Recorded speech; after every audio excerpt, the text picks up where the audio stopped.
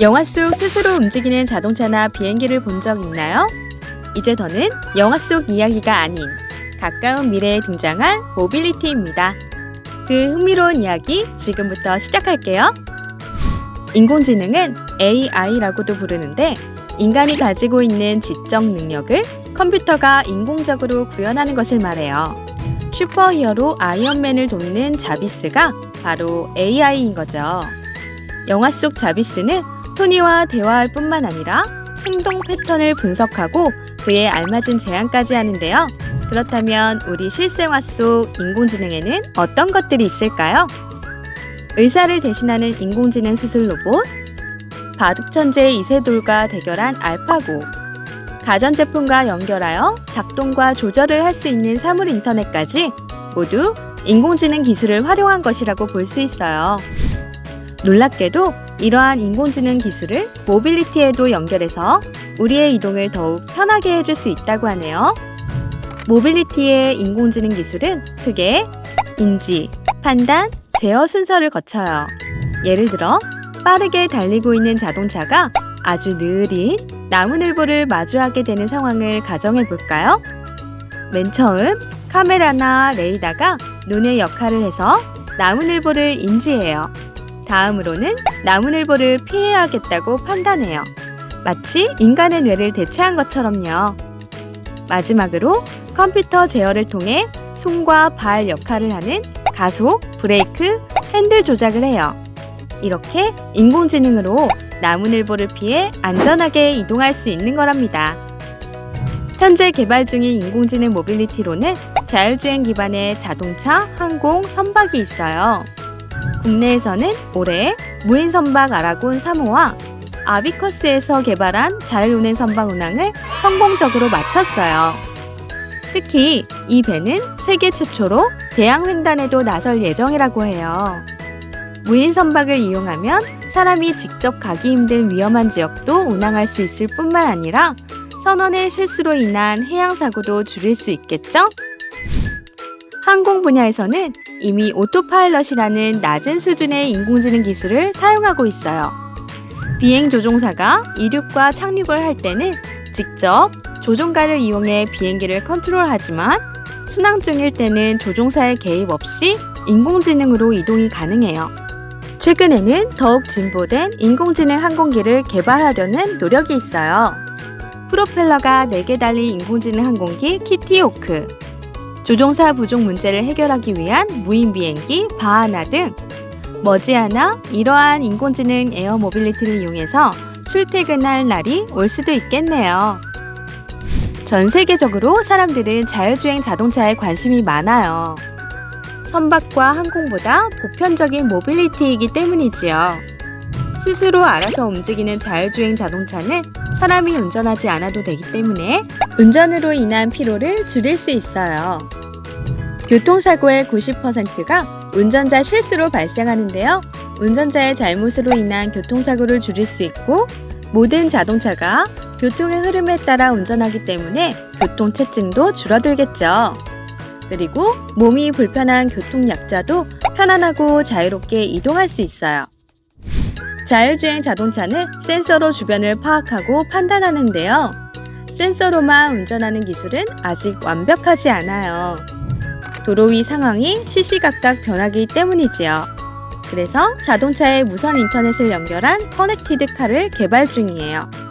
커넥티드 카는 주변 자동차들의 정보를 분석하고 도로 위 실시간 상황도 알 수 있어요.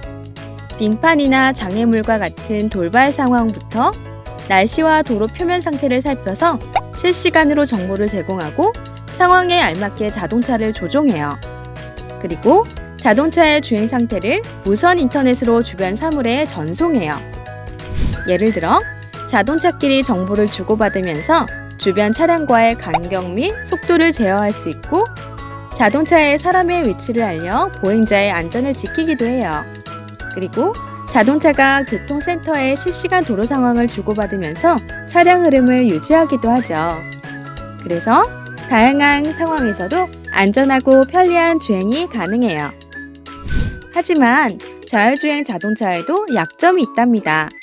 모든 사물과 연결이 가능하기 때문에 해킹 위험이 있어요. 나쁜 목적을 가진 블랙 해커가 개인정보를 빼가거나 시스템을 해킹해 원격으로 자동차를 조정하여 사고를 일으키면 교통이 마비되거나 사람이 다칠 수 있겠지요. 그래서 자율주행 자동차의 보안은 꼭 신경 써야 해요. 그리고 브레이크가 고장나서 차를 멈출 수 없는 상황이 생기면 자율주행 자동차는 과연 어떤 선택을 해야 하는지 윤리적인 문제도 해결해야 해요. 인공지능 모빌리티는 우리의 삶을 크게 바꿀 수 있을 거예요. 운전자 없어도 편하게 이동할 수 있는 여유 있는 삶 너머 똑똑한 나의 말벗이 되어줄 모빌리티가 실현될지도 모르죠. 여러분은 어떠한 인공지능 모빌리티를 꿈꾸나요? 안녕하세요. 국립 어린이 과학관 2021 랜선 어린이 과학 미션 캠프 시즌 2 Drive Your Future 2회차 인공지능 모빌리티를 시작합니다. 박사님, 인공지능 모빌리티가 정확하게 뭐예요? 자율주행 자동차인가요? 예, 거의 맞습니다. 인공지능이 모빌리티를 활용하기 위해 인간의 모든 기능을 대신해주는 시스템이라고 할 수 있는데요. 여러분이 알고 있는 자율주행 자동차나 자율주행 비행체들이 대표적입니다. 자율주행차는 로봇과 택시를 합친 로보택시, 로봇과 마트를 합친 로보마트라고도 부르는데요. 지금은 우리가 택시를 호출하면 기사님이 직접 택시를 운전해서 오시지만 로보택시는 기사님 없이 로봇이 알아서 오는 겁니다. 현재 구글의 웨이모나 현대자동차의 모셔널 같은 회사에서 개발하고 있고요. 로보마트는 스마트폰으로 음식이나 물건을 주문하면 우리 집 앞으로 택배기사님 없이 자율주행차가 싣고 오는 것을 말합니다. 또 공원에서 로봇마트가 음식을 싣고 다니면서 주문하면 내 앞으로 가지고 오는 것도 이야기할 수 있죠. 그럼 자율주행 배도 있나요? 있죠.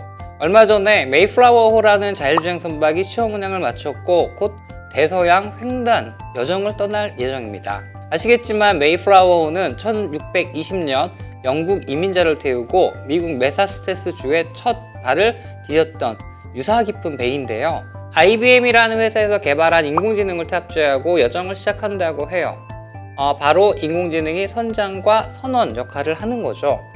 또 태양광 패널과 전기 모터로 운행하는 친환경 선박으로 단순히 대서양을 횡단하는 게 목적이 아니라 지구온난화, 미세 플라스틱 오염도, 해양 포유류와 같은 연구도 함께 수행할 예정입니다. 우와, 인공지능 배가 대서양을 횡단한다고 하니 기대가 돼요. 박사님, 인공지능이 인간의 기능을 대신해주는 시스템이라고 하셨잖아요. 그럼 어떤 역할이 인공지능이 대신하나요? 어른들이 자동차를 어떻게 운전하시는지를 유심히 보면 알 수 있어요. 첫 번째는 바로 인지입니다. 인지는 상황을 파악하는 능력인데요. 자동차를 운전할 때는 앞이나 뒤 혹은 옆 차선의 차들이 어떻게 달리고 있는지, 갑자기 멈추지는 않는지, 내 차를 파악하지 못하고 끼어들지는 않는지 항상 주시하고 운전하게 되죠. 그리고 도로를 무단횡단하는 사람, 갑자기 뛰어드는 동물, 또 1회차 때 배웠던 퍼스널 모빌리티를 기억하실 겁니다.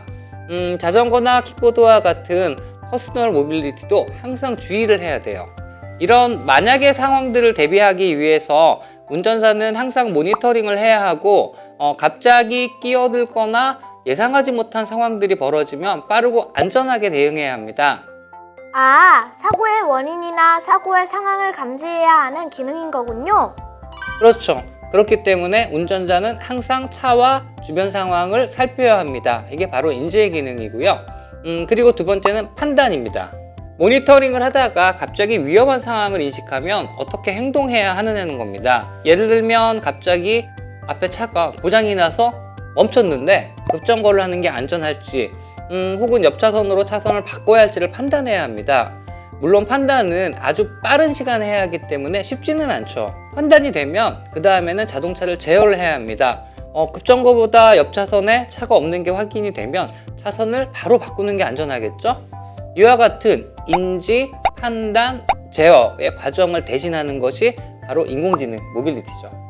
그러면 자율주행은 인공지능 운전자라고 불러도 되겠네요.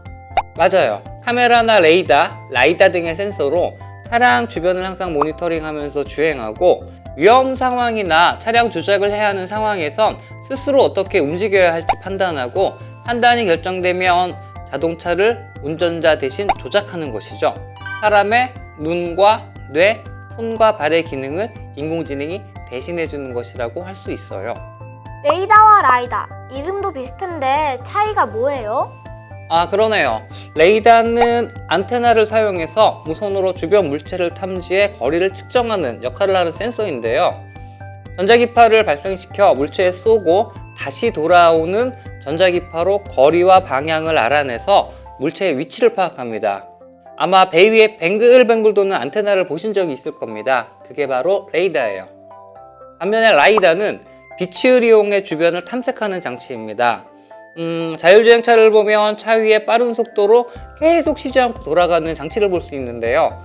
360도로 1초에 수십 바퀴를 돌면서 빛을 사방에 쏩니다. 그리고 다시 돌아오는 정보를 이용해서 물체의 이미지를 정확하게 그려내요. 이 이미지로 주변의 자동차, 사람, 자전거, 도로, 건물, 동물 등 우리가 눈으로 보는 것보다 더 넓은 범위를 아주 세밀하게 파악할 수가 있어요. 우와! 그러면 정말 자율주행 자동차에서는 사람이 할 일이 없어지겠네요? 아! 면허증도 필요 없나요? 네, 꿈 같은 이야기죠. 하지만 알아야 할 게 인공지능을 활용해서 사람이 아무런 역할을 할 수 없을 정도의 수준이 되려면 아직은 시간이 좀 필요하다는 겁니다. 물론 연구나 시험용 자율주행차를 볼 수는 있지만 아직 우리가 구매를 할 수는 없어요. 우리가 사용할 수 있는 현재 자율주행차는 앞차가 급정거한다거나 이런 상황에서 알아서 대응을 해주고 차선 변경이나 차선에서 벗어나지 않게 차선을 유지해주는 정도의 운전 보조 장치 수준입니다. 아직은 낮은 수준의 인공지능이라고 할 수 있겠죠. 그렇기 때문에 아직까지 운전면허가 필요하고 사람이 운전을 해야 합니다. 하지만 미래에 운전대나 페달, 운전자도 필요하지 않은 수준의 인공지능이 개발된다면 당연히 면허도 필요 없고 차에서 우리가 할 수 있는 일들을 자유롭게 할 수 있겠죠. 그렇겠네요. 요즘 자율주행차와 함께 커넥티드 카라는 단어도 많이 봤는데요. 이건 뭐예요? 네, 커넥티드는 연결을 의미하죠. 자동차가 인터넷이나 무선 통신망과 항상 연결되어 있다는 의미로 주변 차량과 도로, 날씨, 사고 등 다양한 정보를 제공해주는 것과 함께 인터넷 연결을 통해 다양한 콘텐츠 서비스를 제공해주는 기능을 의미합니다. 자동차 인공지능이 아무리 완벽해도 자동차 외부에서 발생하는 모든 정보를 파악할 수는 없기 때문에 인터넷을 통해 전달하면 인공지능이 알아서 학습하고 판단해서 인지, 판단, 조작 전체 과정을 보다 안전하고 효과적으로 수행할 수 있죠. 우리나라는 CITS, 즉 연결 지능형 교통 시스템으로 외부 정보를 파악해 자동차에 전달을 해줍니다. 그리고 요즘 어린이 여러분 차에 타면 스마트폰이나 디스플레이를 통해 영화도 보고 음악도 많이 듣잖아요. 앞으로는 집에서 보던 넷플릭스 영상을 차에서도 바로 연속해서 볼 수 있고요. 차가 지나가면 자동으로 드라이브스루 편의점이나 커피 전문점, 피자점에서도 결제가 가능합니다. 앞으로는 자율주행 기능이 늘어나면서 운전자 기능이 줄어들기 때문에 이런 서비스들이 계속 늘어날 전망입니다. 이런 서비스들도 커넥티드라고 불러요. 인공지능에 인터넷을 연결한 커넥티드 카는 정말 똑똑한 모빌리티 수단이 되겠어요. 하지만 이런 커넥티드 카라고 완벽하게 안전한 건 아니겠죠? 그럼요. 현재 판매되는 운전자 보조 장치 수준의 자율주행차가 사고가 나서 종종 뉴스에 나오잖아요. 사고의 원인의 대부분은 사람입니다. 새로운 기계나 기능이 나오면 사용자 설명서를 열심히 보고 공부해야 되는데 자율주행 기능이라고 하다 보니까 사용자 설명서도 안 보고 마음대로 사용하는 게 사고의 주요 원인입니다. 맞아요. 새로운 기술을 사용하려면 기술을 정확하게 이해하고 사용해야겠어요. 그렇죠. 정말 중요한 점인데요. 그리고 이런 안전 문제 말고도 또 다른 위험이 있습니다. 이게 뭐예요? 네, 바로 해킹입니다. 완벽한 인공지능 운전자 기능이 나왔는데 누군가 해킹을 해서 목적지를 바꾼다거나 고의로 사고를 나게 한다면 어떻게 될까요? 또 자율주행 기능은 비행기에도 많이 사용이 되는데요. 누군가가 비행기를 착륙시키지 않고 계속 하늘에 떠 있게 한다면 어떤 상황이 벌어질까요? 상상도 하기 싫은 끔찍한 사고가 일어날 수 있겠네요. 맞습니다. 이게 바로 기술의 양면성이라고 부르는 부분인데요. 새로운 기술들을 인간에게 이롭게 사용하면 좋은 기술이 되지만 인간을 위협하는 기술들도 있기 때문에 이런 부분에 대응하기 위한 기술들도 함께 개발되어야 해요. 이런 것들을 우리가 기술윤리라고 부릅니다. 기술윤리? 기술윤리. 네, 사람의 행동에 윤리가 필요하듯이 기술 개발자들도, 즉 과학자들도 윤리가 필요하다는 게 기술 발전과 함께 고민해야 할 점입니다. 박사님, 정말 궁금한 게 있는데요. 완벽한 인공지능 운전자가 등장한다면 차 안에서 사람들은 무엇을 할까요? 다양한 것들을 할 수 있죠. 이것에 대해서는 많은 상상과 실험들이 진행되고 있습니다. 현재 개발 중인 자율주행차들은 모두 전기를 이용하고 있는데 엔진이 없기 때문에 내부 공간이 매우 넓어요. 요즘 차박이라는 게 유행이잖아요. 전기차를 많이 사용하는 이유 가운데 하나죠. 엔진이 없기 때문에 넓은 공간을 활용해 먼 거리를 이동할 때 침대를 놓고 취침을 할 수도 있고요. 커넥티드 기능으로 영화를 보거나 게임을 하거나 화상회의를 하거나 수업도 할 수 있습니다. 그리고 움직이는 편의점도 가능하다는 게 굉장히 재미있는 점이죠. 정말요? 네, 놀랍죠? 차량 공간에 냉장고, 온장고 등을 설치해서 누군가 물건을 주문하면 주문한 곳까지 자율주행으로 가져다주는 기능이죠.